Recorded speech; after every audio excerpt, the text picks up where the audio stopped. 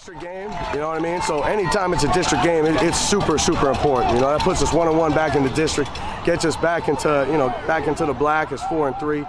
You know, got a huge game next week against a really good team, talented team, Palmetto, and we're excited about it. They got big time commitments. We got guys with offers, and we coming right out. And we started a little bit better today, and now we want to keep continuing to build off that. You know, but it's a great homecoming win, great atmosphere tonight. Band was loud and everything like that. So really excited for our kids. Thought they did a great job tonight.